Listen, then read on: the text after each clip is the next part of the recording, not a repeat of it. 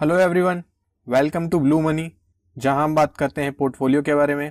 आज हम बात करने वाले हैं एनटीपीसी के बारे में। क्या करना चाहिए एनटीपीसी के स्टॉक में, बाय या सेल। मोस्ट इम्पोर्टेंटली क्यों करना चाहिए बाय या सेल, जानेंगे वीडियो में। लेकिन उससे पहले एक इम्पॉर्टेंट बात, मैं अपने पुराने वीडियो में 2 स्टॉक सजेस्ट कर चुका हूँ। दोनों ही लॉन्ग टर्म के लिए बहुत अच्छे हैं। एक है अजंता फार्मा, दूसरा है KNR कंस्ट्रक्शन। दोनों ही लॉन्ग टर्म के लिए बहुत अच्छे हैं। दोनों के फंडामेंटल्स बहुत अच्छे हैं, बहुत स्ट्रांग हैं। तो अगर आप हमारे आने वाले वीडियो में स्टॉक सजेशंस मिस नहीं करना चाहते तो अभी सब्सक्राइब कीजिए हमारे चैनल ब्लू मनी को और साथ में दबाइए बेल आइकॉन, ताकि हमारे आने वाले वीडियो के नोटिफिकेशन आपको मिल सके।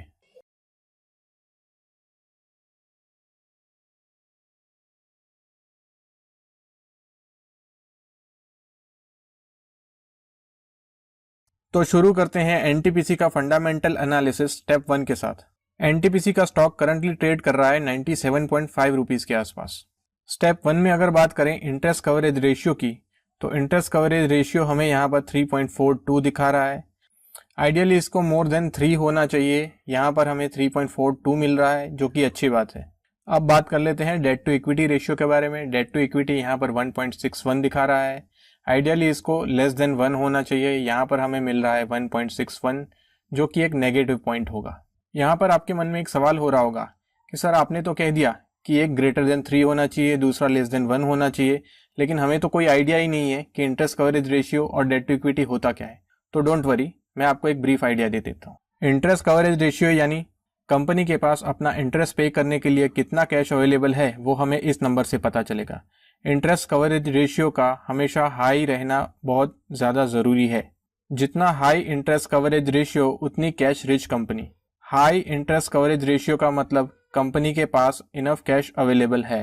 तो हमेशा याद रखिए, high interest coverage ratio company के लिए प्लस पॉइंट रहेगा। अब अगर बात करें डेट टू इक्विटी रेशियो के बारे में, तो डेट टू इक्विटी का मतलब है कि कंपनी अपने डेट को कितने अच्छे तरीके से मैनेज कर रही है या फिर किस तरीके से कम कर रही है, वो हमें इस नंबर से पता चलेगा।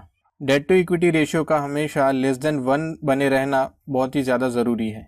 याद रखिए, debt to equity less than 1 होना यानी कि कंपनी अपने डेट को बहुत ही अच्छे तरीके से मैनेज कर रही है। अब चलते हैं स्टेप 2 की तरफ, लेकिन उससे पहले अगर आपको वीडियो यहाँ तक पसंद आई तो प्लीज़ हमारे चैनल को सब्सक्राइब कीजिए और साथ में प्रेस कीजिए बेल आइकॉन। स्टेप 2 में हम बात करेंगे पीई रेशियो के बारे में। स्टेप 2 में हमें ये ध्यान रखना है कि हम जिस कंपनी में इन्वेस्ट करना चाहते हैं उस कंपनी का पीई हो सके उतना लो रहे। हमें कम से कम पीई वाली कंपनी को पसंद करना है।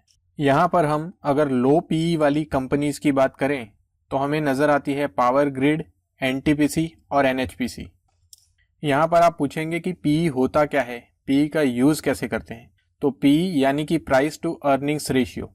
पीई जितना हाई रहेगा उतना कंपनी के वैल्यूएशन हाई रहेंगे, स्टॉक के वैल्यूएशन हाई रहेंगे। स्टॉक महंगा है, इसीलिए हमें चूज करना है लो पीई वाली, लो वैल्यूएशन वाले स्टॉक को।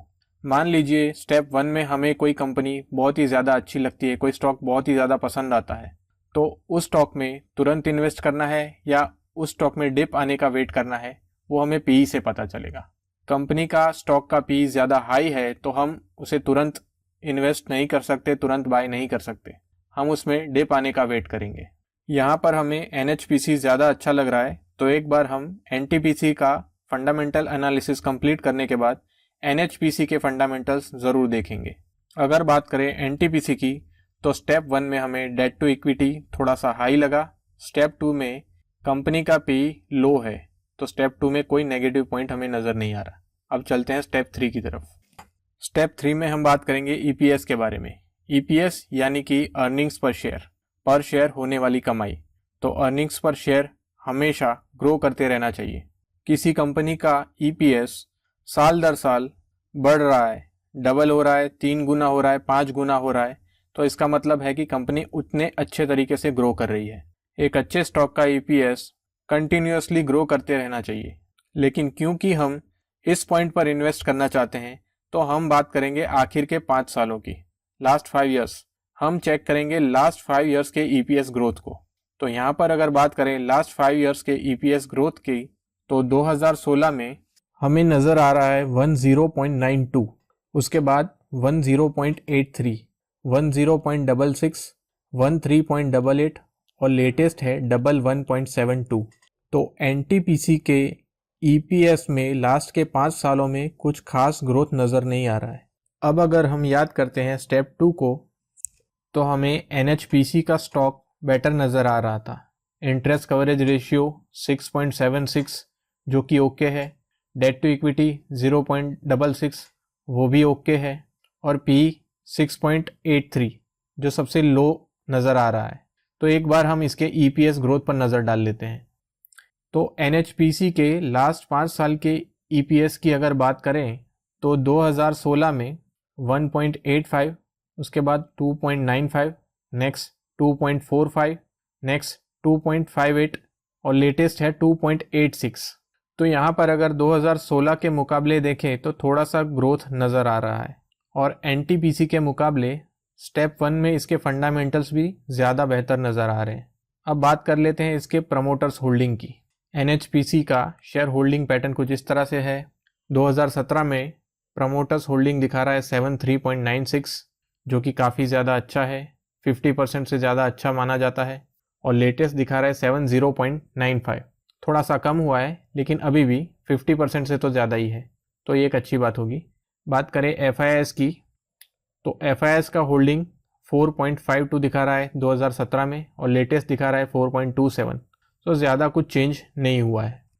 DIS की बात करते हैं तो 10.73 दिखा रहा है 2017 में, और लेटेस्ट दिखा रहा है 14.43 2020 में, तो ये एक बहुत ही अच्छी बात नज़र आ रही है। DIS ने इस स्टॉक में अपना होल्डिंग बढ़ाया है। तो अगर फंडामेंटली हम देखें तो NHPC का स्टॉक NTPC से ज़्यादा बेहतर नज़र आ रहा है। NHPC के फंडामेंटल्स ज़्यादा बेहतर नज़र आ रहे हैं। तो अगर हमें NTPC और NHPC में से एक स्टॉक चूज़ करना है इन्वेस्ट करने के लिए, तो मैं NHPC में इन्वेस्ट करने की एडवाइस दूंगा। अगर आपको वीडियो पसंद आए तो प्लीज़ हमारे चैनल को सब्सक्राइब कीजिए और प्रेस कीजिए बेल आइकॉन। आज के लिए बस इतना ही, मिलते हैं नेक्स्ट वीडियो में।